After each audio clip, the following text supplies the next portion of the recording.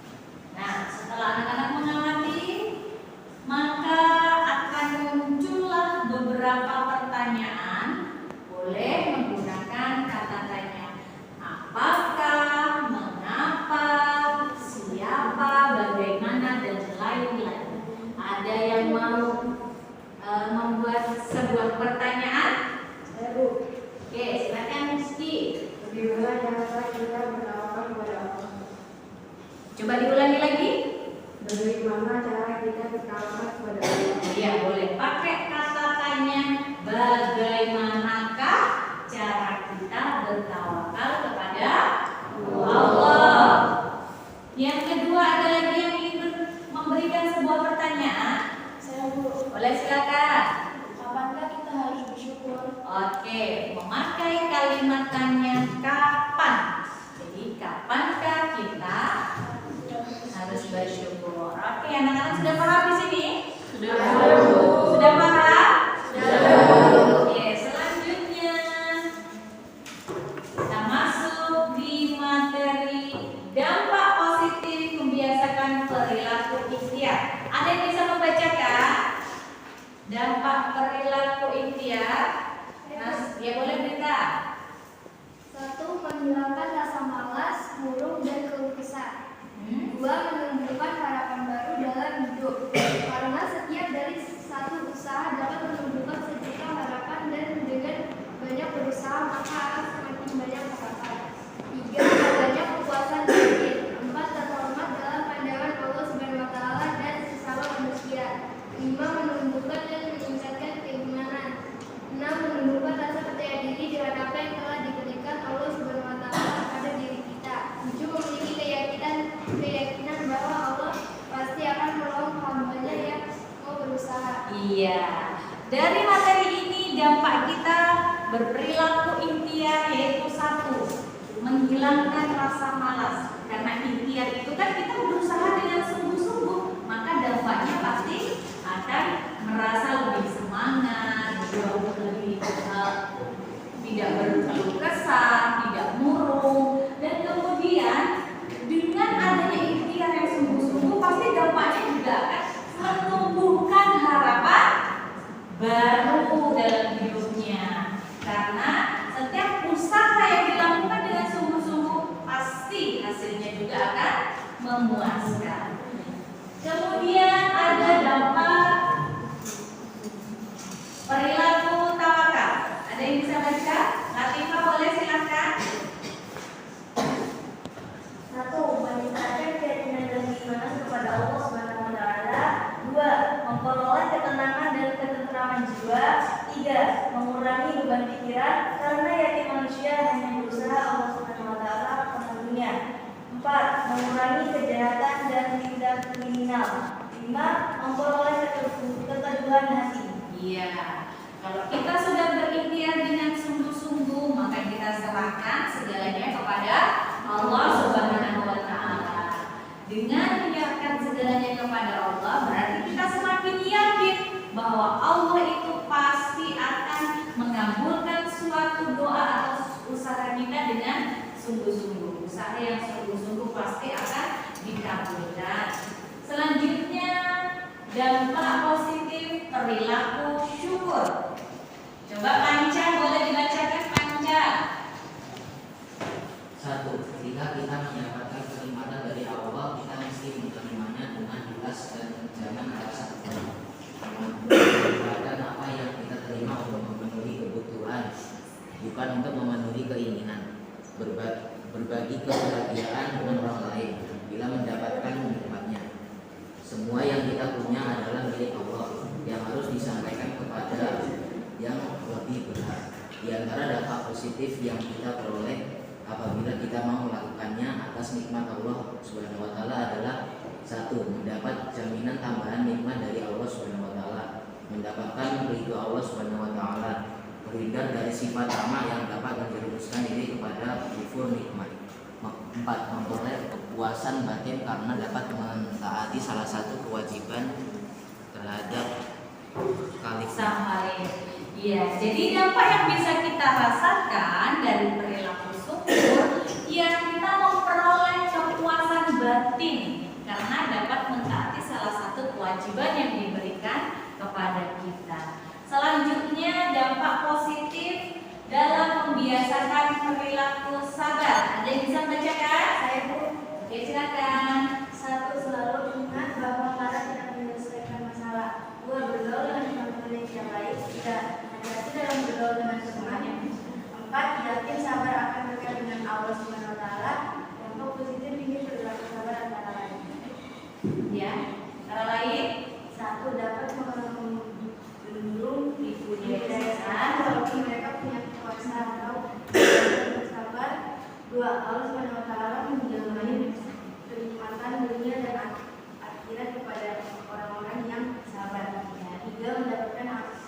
beruntung dan pahala yang besar dari Allah Subhanahu wa taala.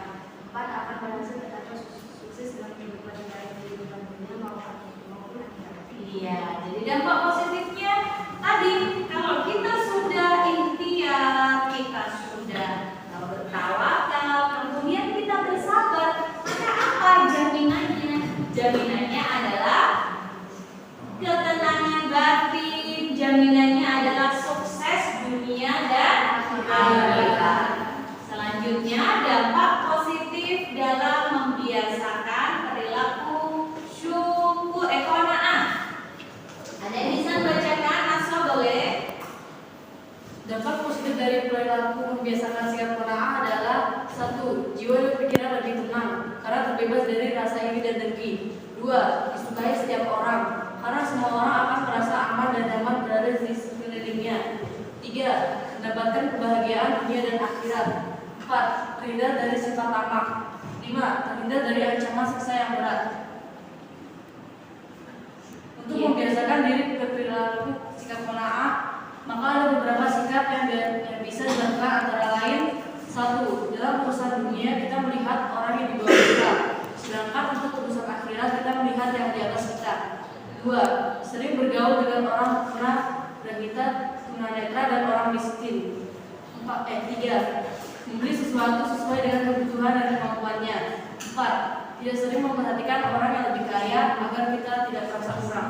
Iya, jadi dampak positifnya dari sikap qanaah yang pertama, kita itu akan disukai oleh banyak orang karena kita tidak merasa sombong, dan kita itu merasa lebih tenang karena sifat qanaah itu kan artinya adalah merasa cukup. Jadi Allah berikan apapun kepada kita, kita merasa cukup, tidak kekurangan, tidak selalu kurang, tidak selalu ingin yang berlebihan. Kalau kita merasa cukup, maka apapun yang kita lakukan nantinya kita akan bersyukur kepada Allah Subhanahu wa taala. Ya, baik, demikian materi dampak perilaku terpuji. Selanjutnya, anak-anak sekalian, masih semangat? Masih.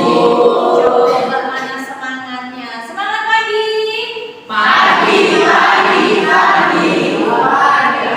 Masih semangat luar biasa. Sekarang perhatikan tayangan video berikut ini. Ibu mau putarkan sebuah video inspiratif tentang perilaku ikhtiar, perilaku sabar.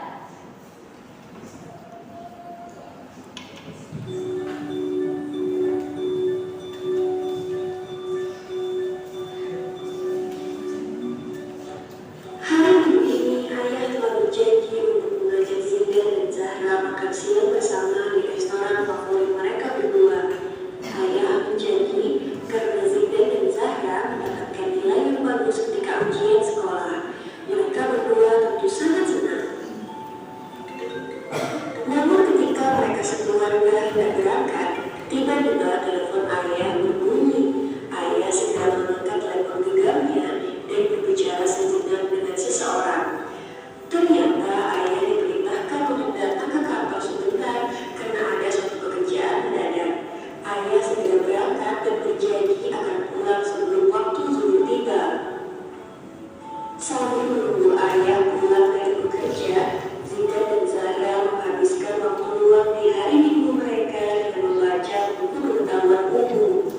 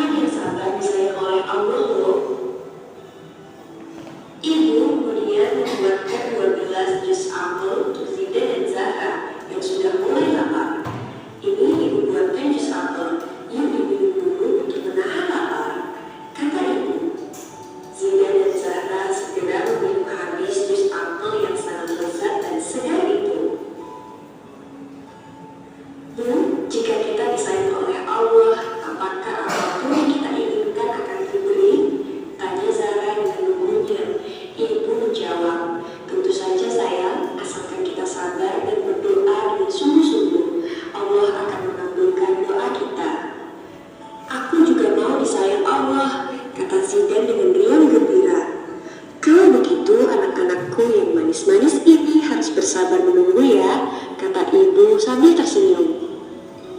Akhirnya ketika sampai pada pukul 2 siang, ibu, Siti, dan Zahra memutuskan untuk makan siang di rumah tanpa ditemani ayah yang masih belum pulang dari bekerja.